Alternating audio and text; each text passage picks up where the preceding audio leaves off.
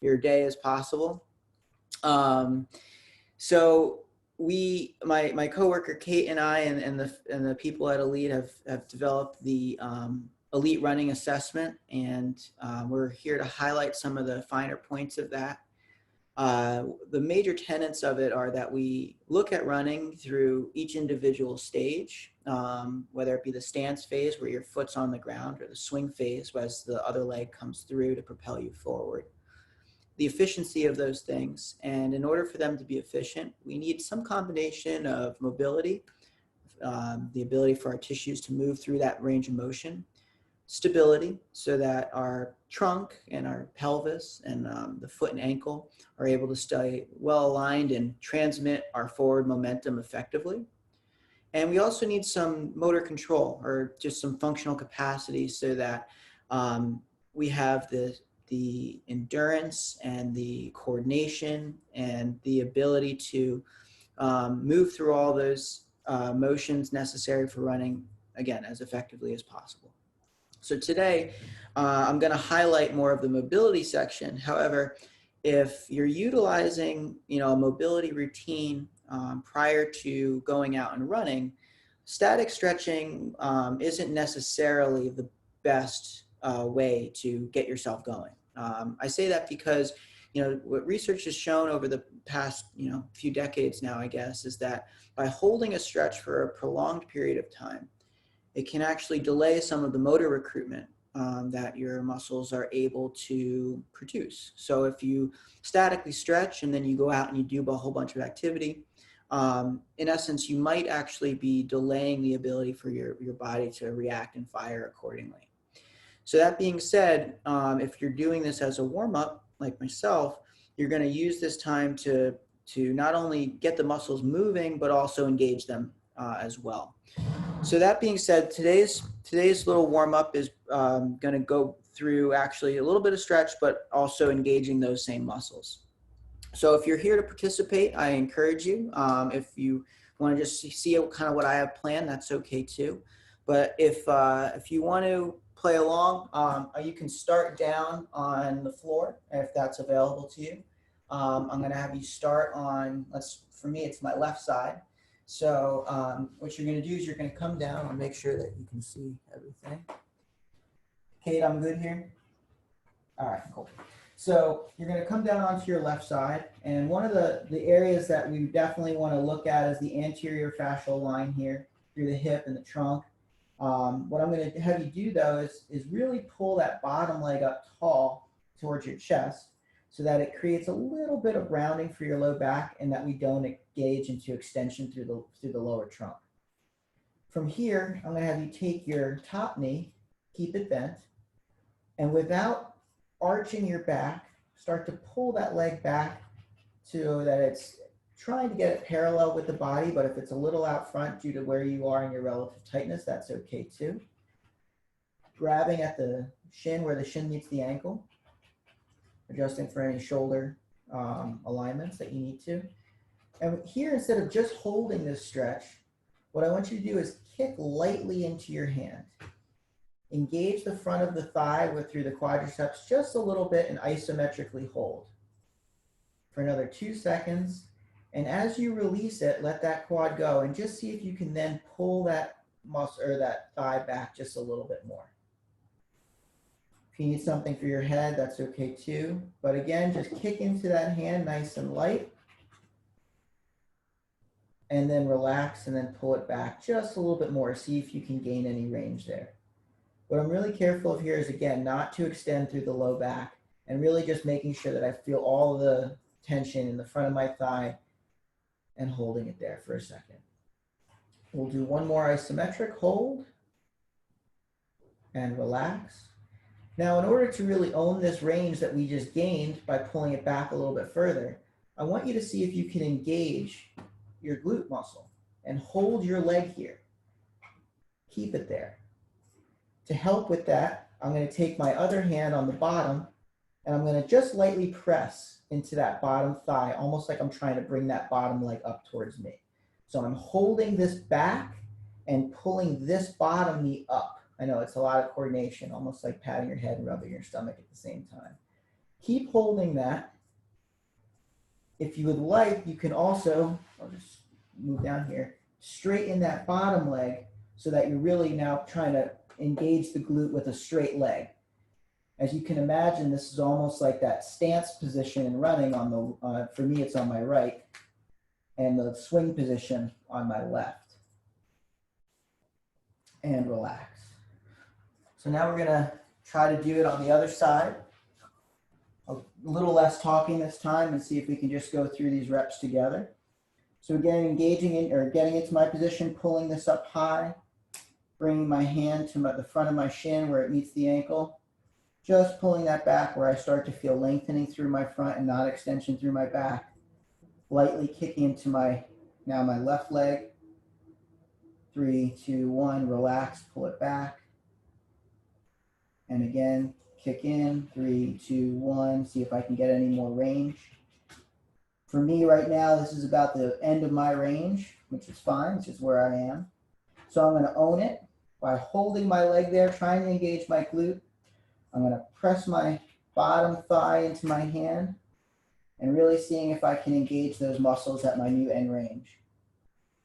I can again straighten this leg if I have space available to me. And holding that isometric, really trying to fire up those muscles.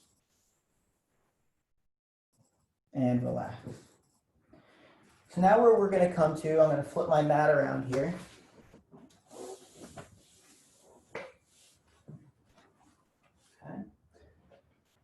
Okay. What I'm going to do is I'm going to come to quadruped position. Okay, so hands and knees, if that's okay for you. If you need something underneath your knees, you need to come to fists for your hands, that's okay too.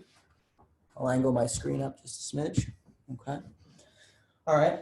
And what I'm going to do here is I like to try to get some lengthening through the outer parts of my hips. We all know IT band syndrome is a real thing for runners. It's a common area that we need to use for stability. So in order to kind of get through some mobility and result in stability in that range, what I'm going to do is I'm going to just think about keeping, if I have like a glass of water on my back here, okay, so I don't want my hips to twist in different ways.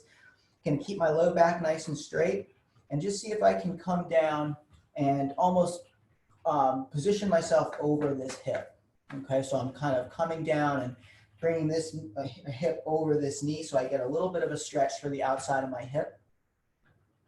And then I can push my knee into the ground, shift my weight over to the other side, and again, come over to this hip. And just shifting back and forth using the power of my own knees to help me come from one side to another. And this is just something that I like to use just to get my hips engaged, but also moving into some new ranges of motion. Weight shifting and getting the left and the right sides of the body engaged is important in that running is a reciprocal activity and needs both left and right. So again, coming over here, pressing this knee into the ground, using that to propel my momentum over to the other side. We'll just do 1 or 2 more. Left to right.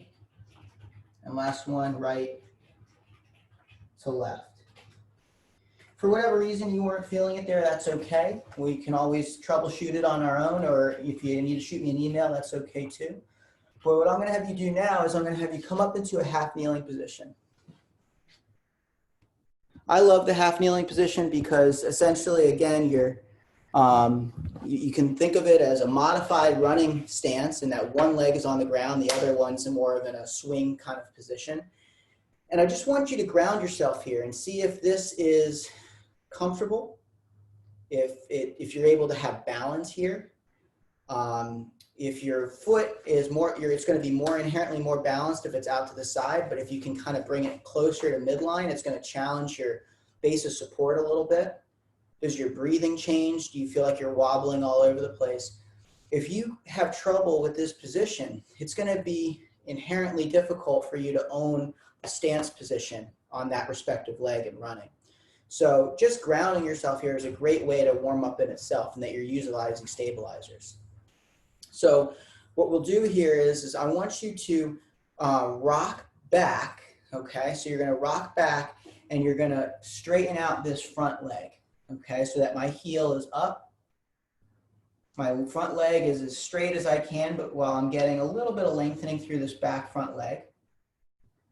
And what I'm gonna do here is I'm gonna then use my heel to pull myself up into that half kneeling position again. Now I'm gonna get a little bit of lengthening through that back leg. I'm now gonna push off of this front leg. I'm gonna rock back. Head can come down, a little bit of a bow. And now pull forward again up into that tall kneel position. Seeing how much I can keep my balance, seeing how much I can move into new ranges of motion as I actively rock through what would be considered like a stance and a lengthened position. Pulling forward again. We'll do one more. Does my balance get sacrificed as I come up and assume this new position? Sometimes. So from here, I'm just gonna have you then twist your trunk and do a few breaths here. We know that the trunk needs to twist during running in order to get that momentum and utilize our sling system to bring our legs forward, but seeing if you can breathe here, getting some rib cage motion. Deep breath in and out, and again in. Hold this rotated position and out. Last one, in and out. See if you can rotate a little bit further. Look behind you and then come back to center. Reground yourself in this tall kneeling position and just see if that feels different than when you first assumed the position. Does your balance change? If not, that's okay. But by moving through and out of a position and then coming back to it, you can start to train your brain to own it a little bit better. So what we'll do is we'll finish up on the other side. We'll again go through our rocking. So use that front leg to push yourself back into that bow position. And so you see my front foot, it's up this way. Trying to get those toes up. If there's too much tension or you notice that you get numbness or tingling in that leg, definitely back off and keeping that knee a little more bent or not bringing the toes up as high. Coming back into tall kneel, rock back, bow the head, pull yourself, making this motion as active as you can to get those muscles still involved and not relying on that passive stretch. So again, rocking back one more time, pulling yourself back up into tall kneel, adding your rotation and your breathing. You can hold this position like we did on the other side, or you can just come in and out of it. So you're actively rotating, seeing if each time you can get a little bit more active rotation through this leg. You can bring in the arms, almost like your arm drive in running, and keeping your balance. One more deep breath here. Into the rib cage and out. Okay. So now we did those that routine in what would be considered a modified weight bearing position. That obviously can be brought up into standing as well. In that you have like some yoga posturing, some other types of motions that we utilize as actual tests in our running assessment. But at the very least, you know, you're not just holding one position and not moving for a little while. You're getting your heart going, you're getting your blood going, getting your breath going, and also utilizing some stability throughout this process. So I'm happy to discuss or go over with any other variations that you guys want to talk about. But for me, that's all I got for today. All right, 15 minutes, there it is. Any questions or anything I can answer at this time? Thanks, Alex. It was great. Okay, Lisa, thank you. Thank you. Thank you. All right, Barbara. Bye, guys. Have a great day, guys.